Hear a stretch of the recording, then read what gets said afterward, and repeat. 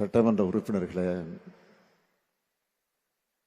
சென்னை பெருநகர மாநகராட்சியுடைய மேயர் உள்ளிட்ட உள்ளாட்சி அமைப்புகளின் பிரதிநிதிகளே,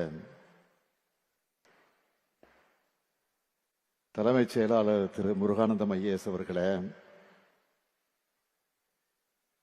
சிறப்பு விருந்தினர்களாக கலந்து கொண்டிருக்கக்கூடிய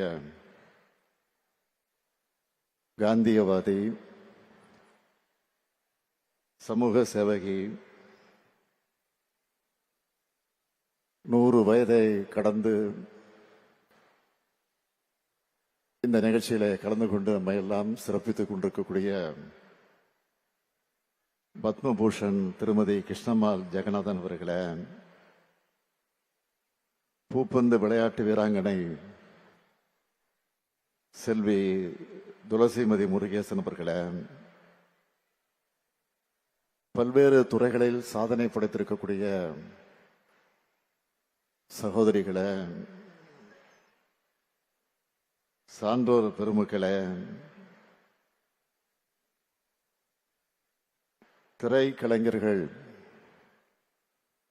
புரட்சி தமிழர் என்னுடைய அன்புக்குரிய சத்யராஜ், திருமதி ரோகிணி உள்ளிட்ட கலை உலகத்தைச் சார்ந்த சகோதர சகோதரிகளே, கலைஞர் மகளிர் உரிமை தொகை பெறக்கூடிய பயனாளி பெருமக்களே, என்னுடைய பாசத்திற்கும் பேரன்பிற்கும் உரிய மகளிர் சுய உதவி குழுவை சார்ந்திருக்கக்கூடிய சகோதரிகளே, தாய்மார்களே, பத்திரிகை மற்றும் ஊடகத்துறை சார்ந்த நண்பர்களே, உங்கள் அனைவருக்கும் என்னுடைய அன்பான வணக்கம். என்னை அண்ணனாக, தம்பியாக ஏத்துக்கிட்டு பாச பிணைப்போடு உங்க குடும்பங்கள்ல ஒருவனா நினைக்கிற பாசமிகு சகோதரி அனைவருக்கு என்ற அன்பான வணக்கம்.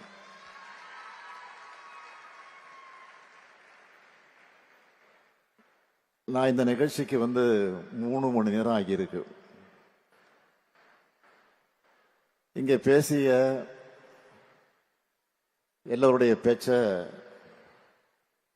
கேட்டேன்னு சொல்றதை விட நெஞ்சை உருக்குற தன்னம்பிக்கையும் புது நம்பிக்கையும் கொடுக்கிற உங்களுடைய கதைகளை பேச்ச கேட்டு மகிழ்ச்சின்னு சொல்றதை விட நிகழ்ச்சியில இருந்தேன்னு தான் நான் சொல்லணும்.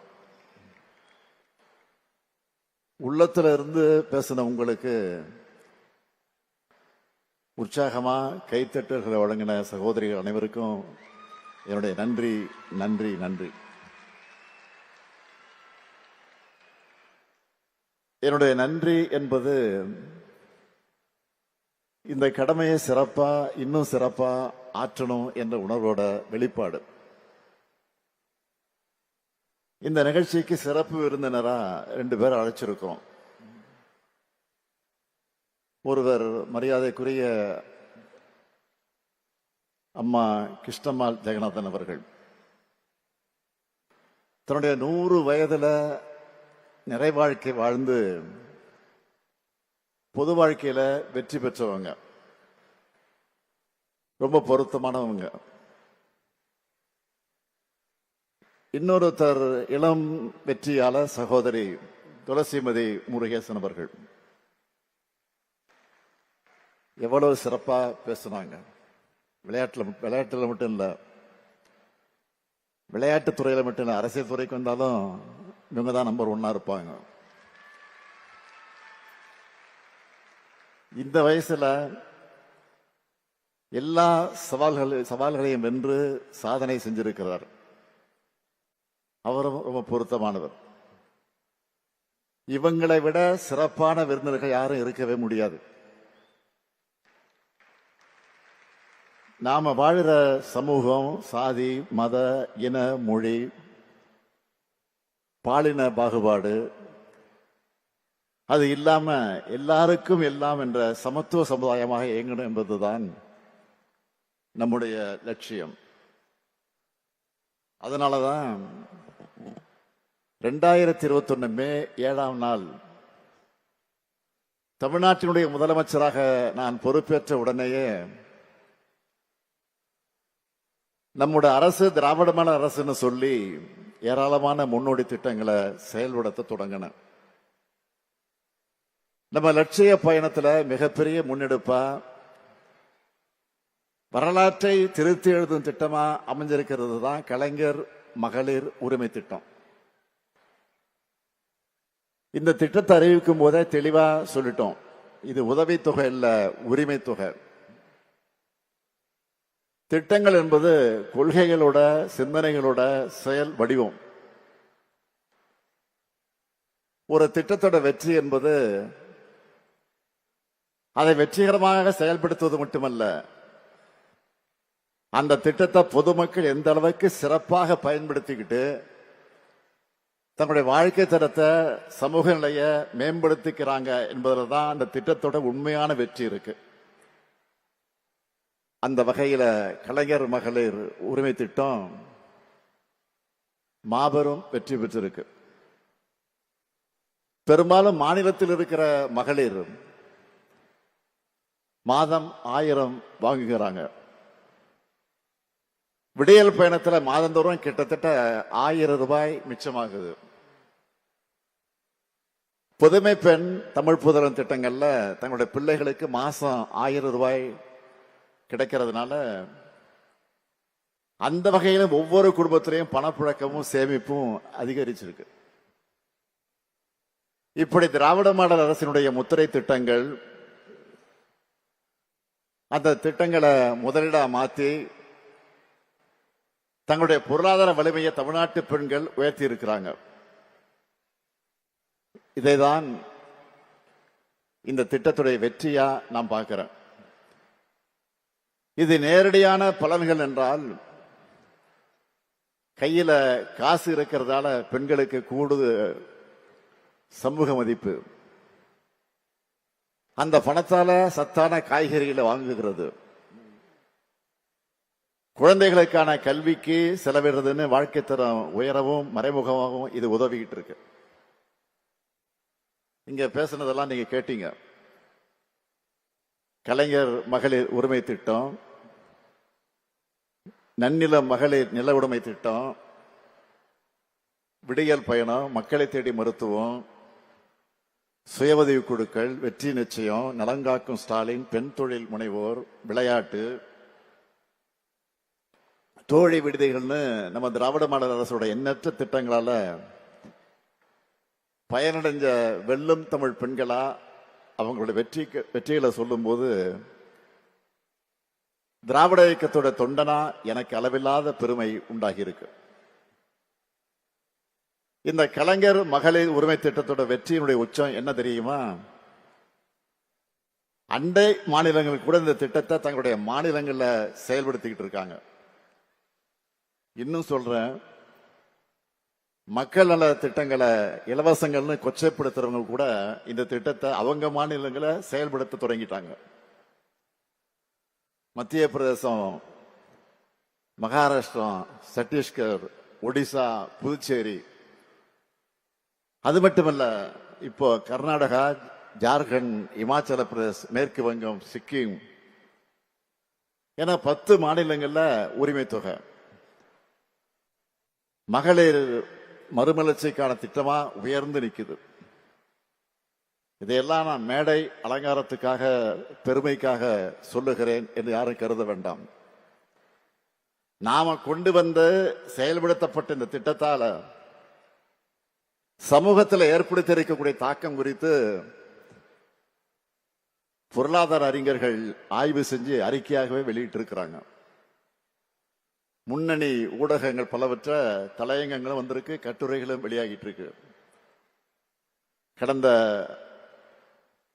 ஆண்டு மார்ச் மாசம் 27ஆம் தேதி தினத்தந்தி பத்திரிகையில ஒரு தலையங்கம் எழுதியிருந்தாங்க. அந்த தலையங்கத்துல ஒரு கார்ட்டூனும் போட்டிருந்தாங்க. அதுல மகளிர் சுயமரியாதையோட வாழ நான் 3 திட்டங்களை செயல்படுத்தி இருக்கிறதாக போட்டு, புதுமை பெண் திட்டம், விடியல் பயணம், நடுநாயகமாக இருக்கக்கூடிய கலைஞர் உரிமை திட்டம் ஆகிய அரியணைகளில் பெண்கள் உட்கார்ந்து இருக்கிறதாக வரைஞ்சிருந்தாங்க.